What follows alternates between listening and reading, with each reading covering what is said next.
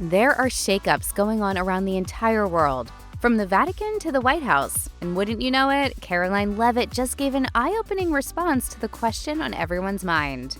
After the death of Pope Francis, the Catholic Church chose a new pope.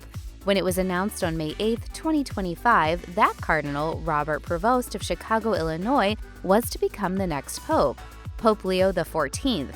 It inadvertently brought attention swinging back to the current Trump administration. In case you missed it, before becoming pope, Prevost wasn't shy about criticizing Trump, Vance, and the whole administration.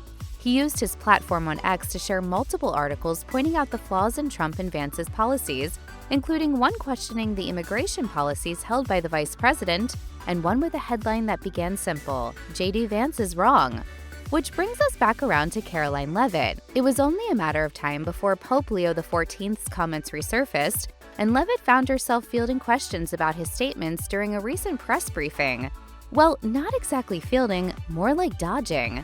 Does the White House have any reaction to those comments? The president made his reaction to Pope Leo's announcement yesterday very clear.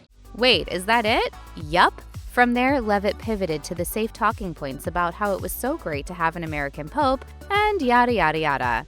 I think it was a surprise to everyone. I saw the news media was surprised to report on that yesterday, but it's a great thing for the United States of America. For further reference, when she mentioned that Trump had already given a statement about the election of Pope Leo, she was referring to a statement Trump made to reporters outside the White House on May 8th, where he said literally all the exact same things. We're a little bit surprised, very happy. It's just a great, absolutely great honor.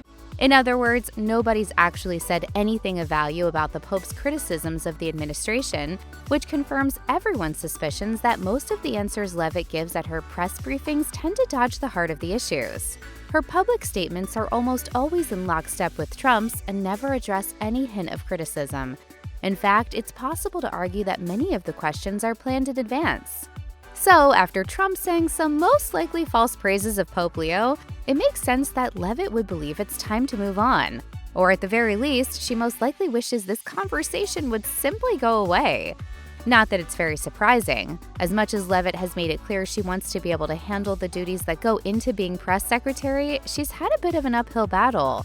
Having to juggle both the egos and controversial policies of both President Donald Trump and Vice President JD Vance has got to be more than a full-time job. We mean, who can forget the rather unhinged AI photo Trump's official account posted showing him as the next pontiff? Or the fact that when Vance posted on X congratulating the new pope, the comment feed was entirely filled with people reminding Vance that Pope Leo kind of seems to hate him. As much as Leavitt might be trying to dodge questions in the hopes of protecting Catholic convert Vance, Leavitt has also made it clear that she's obsessed with Trump, which would explain why she wants to simply smile and move on from a question surrounding any criticism that could be lobbed his way.